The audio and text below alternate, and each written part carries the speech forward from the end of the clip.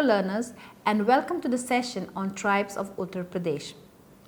In the previous session, we learned about tribes in Uttarakhand as well as tribes in Rajasthan.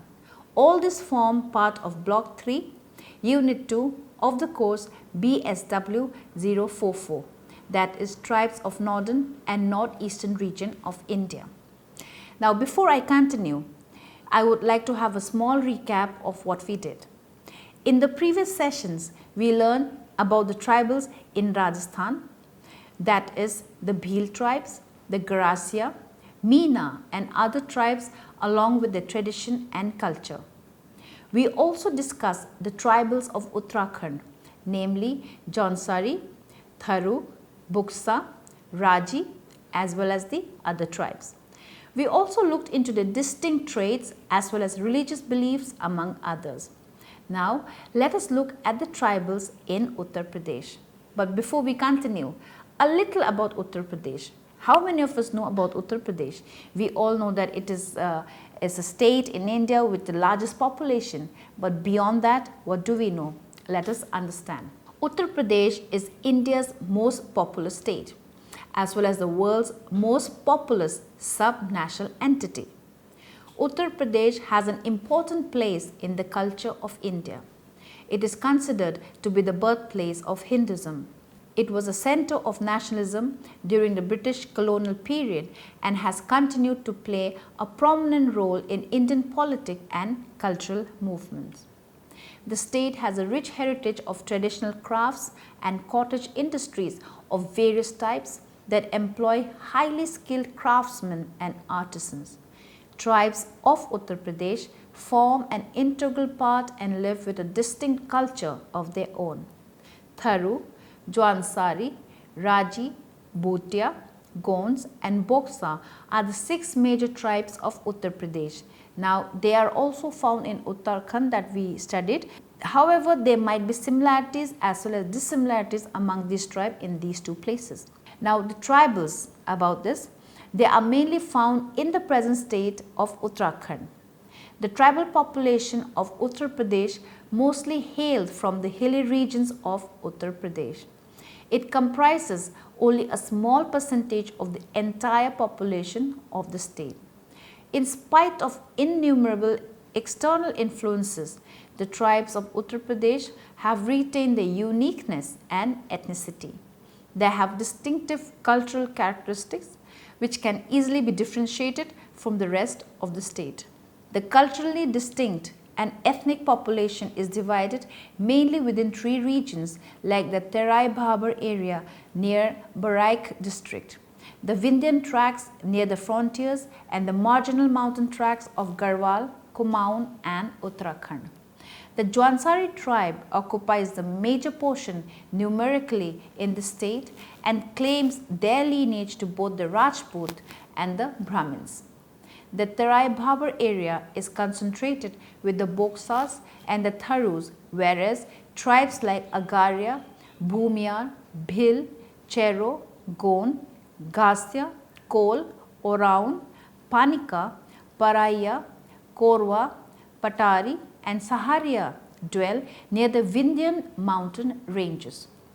Boksa, Tharu, Bhotia, Raji and the Jaunsari dwell in the sensitive border areas and have been given the scheduled tribe status by the Constitution of India.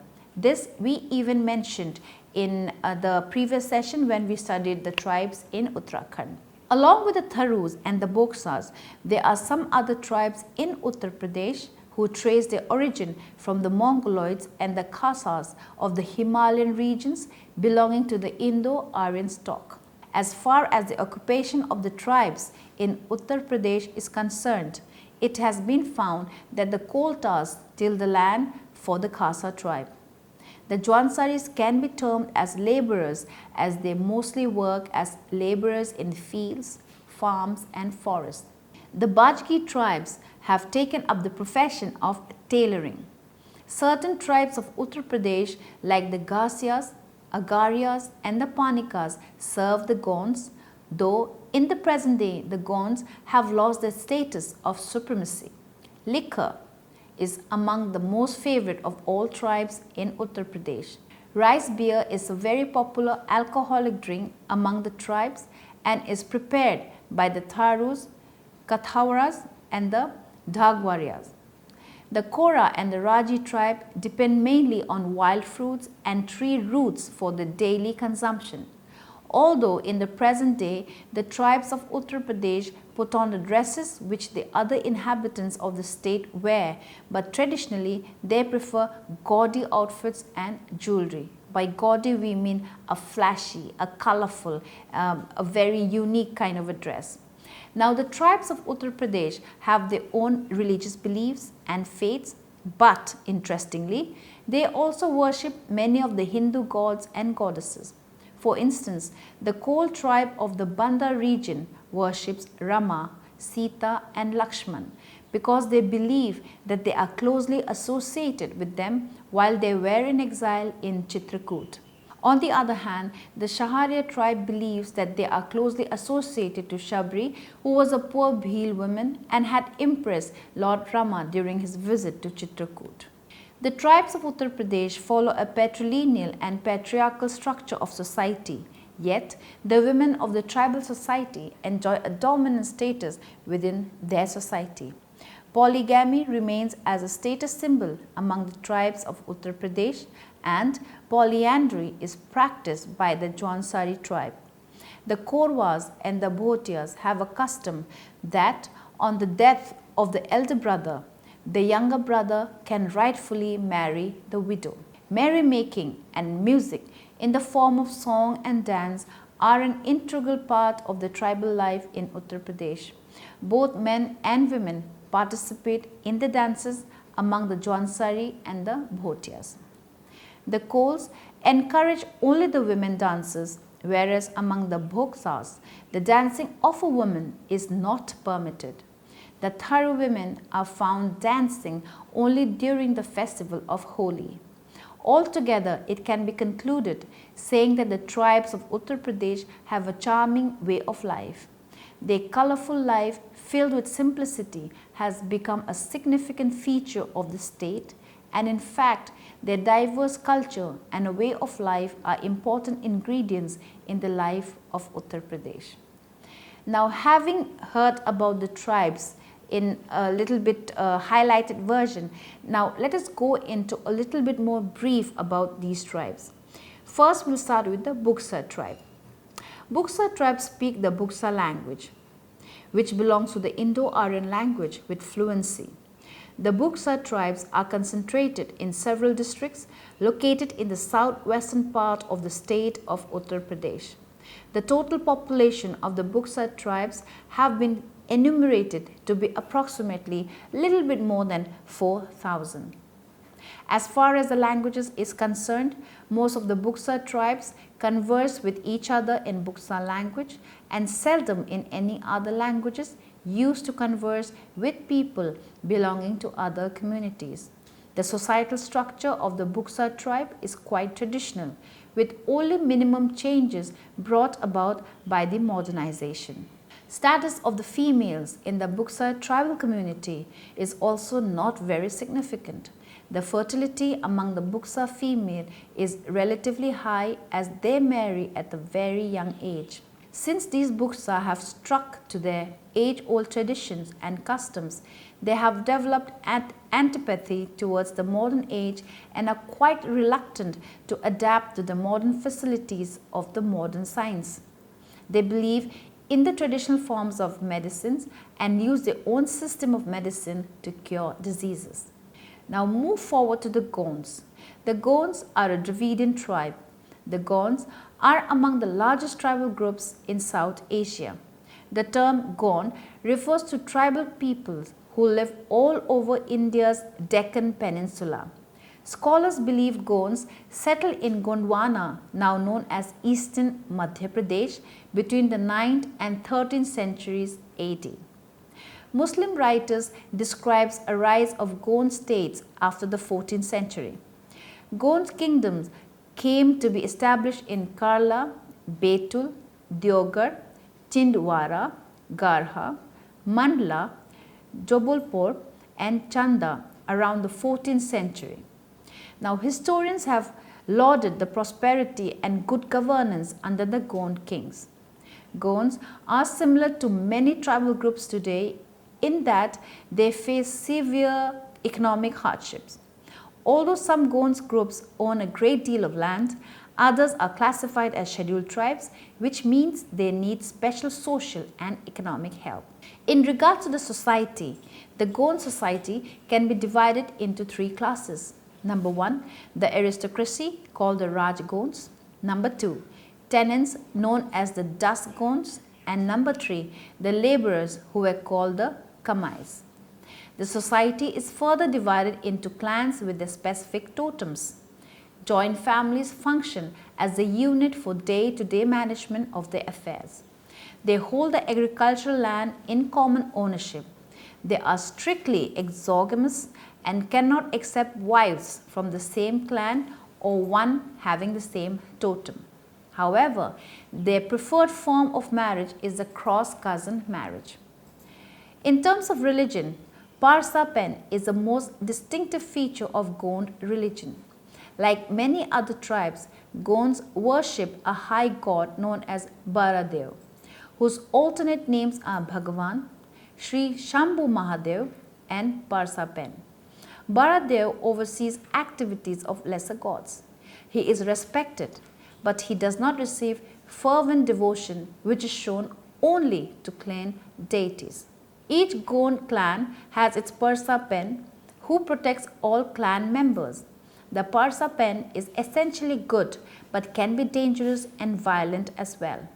Many Gonds believe that when a Pardhan plays his fiddle, the deity's fierce powers can be controlled.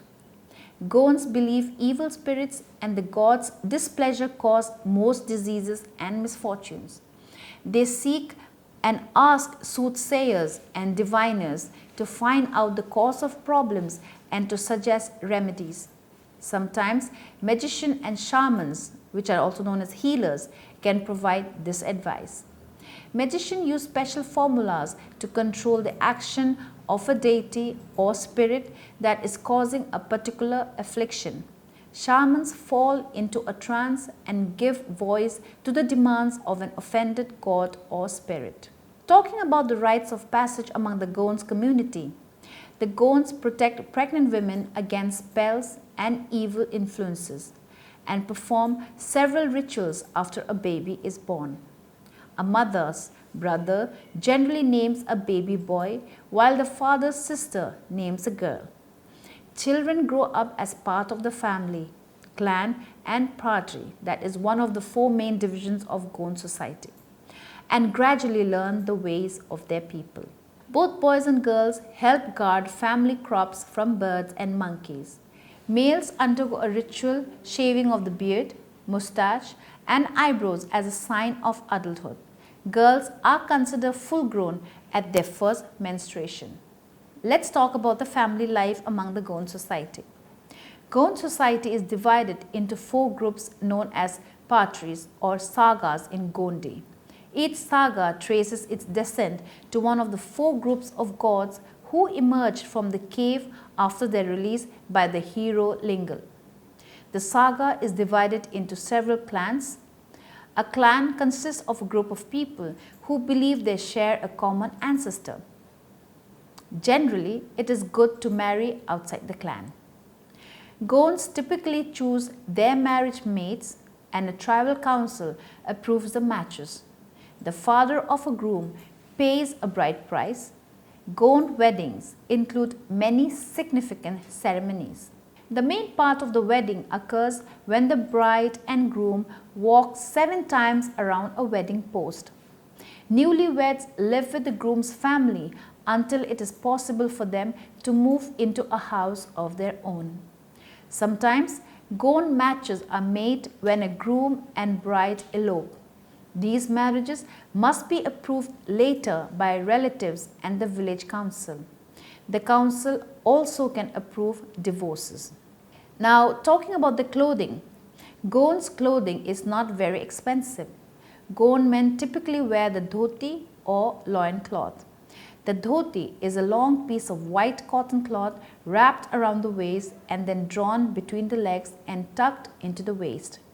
Women wear a cotton sari, which is like a length of fabric wrapped around the waist with one end thrown over the right shoulder, and a choli, which is a tight-fitting cropped blouse. The Gond women are not averse to tattooing, and large parts of their bodies are tattooed with stars and figures of men and women. The staples of the Gond diet are two millet known as kodo and kutki. These are either boiled to a broth or cooked to a dry cereal. Broth is preferred for the first two meals of the day, and the dry cereal is eaten at night, often with vegetables. Vegetables are either grown in gardens or collected from forests along with roots and tubers. Honey is also gathered from forests. Rice is a luxury item that Gonds enjoy during feasts and festivals. Most Gonds like meat. Now, let's talk about the cultural heritage, crafts and hobbies among the Gonds community. The Gonds celebrate most festive occasions with song and dance. In some instances, such as with the Danduri dances retell events from Gond mythology. Gonds have rich arts tradition that includes pottery, basket making, body tattooing and floor painting. They paint designs in red and black on the walls of their houses. These drawings often celebrate festivals and depict animals, birds, human figures, hunting and dancing. Gonds make musical instruments as well. They carve memorial pillars in wood and stone for their dead. They often decorate houses with carved doors and panels. From the Gonds, let us move to the Tharu tribe. Tharus are one of the largest tribal communities found in the state of Uttar Pradesh. They reside in the interiors of jungles, and due to which they have not been influenced by the outer world. A large majority of them are also found in Nepal. These days, the Tharus have become farmers and practice cultivation of different variety of products. They produce crops like barley, wheat, maize and rice. They also engage themselves in rearing of animals and chickens. Ducks, pigs, goats, etc. are some of the common animals usually found in almost each and every household of Tharu village. They also have developed into good fishermen these days because of the rivers alongside their settlement. The language of the Tharu people is beautiful and is derived from Sanskrit. They are strongly built and are dark in color and have gained resistance to diseases like malaria. There is no dearth of cultural exuberance as highlighted in several aspects of it. These include housemaking, clothing and dance. Multitude of these Tharu tribes reside in large houses. These houses are made up of mud with lattice walls. Uniqueness of this Tharu tribe is that they have developed a style of decorating the walls with various beautiful decorative items. They use several beautiful items to decorate their houses. These include rice containers and other objects that are easily available in their surroundings. So there is not much of difference between the Tharu tribes found in Uttar Pradesh and the Tharu tribes found in Uttarakhand. Now, Tharu tribal community has developed practice of worshipping indigenous deities as well as that of other religions. Although maximum of these Tharu tribes follow Hinduism, there are quite a handful who have taken up other religion like Islam. These Tharus have accepted all other religion together with their own beliefs and practices. They have the indigenous deities like Bunyar and Goraja in their village. In household, worship of the family deities is observed in quite an elaborate manner. Special rituals are associated with these worships. Animal sacrifices are done by them in order to appease the deities for various reasons like prevention of diseases or occurrence of natural calamities. A popular legend is that deities are being provided with a bhakal, which is promise of something, in lieu of getting assurances of getting the god's protection from various omens. Now, various animals, namely pigeons and chickens, are used for sacrificial purposes. Also, milk and beautiful silk clothes are given as offerings. Special rites are also observed at the time of death of any members of the Tharu family. In the Tharu society, shamans or the local healer, indigenous healer, hold a place of prominence. Those shamans who act as doctors are called guruba and make use of some of the Buddhist medicines for curing disease. Since the belief is that the diseases can be cured easily if the gods are pleased, the onus of pleasing gods and defeating evil spirits falls on these shamans who beat drums and offer sacrifices to please the gods and defeat the evils. Now with this, we come to the end of part 1 of the tribes in Uttar Pradesh, and we shall continue about the other tribes in the next session.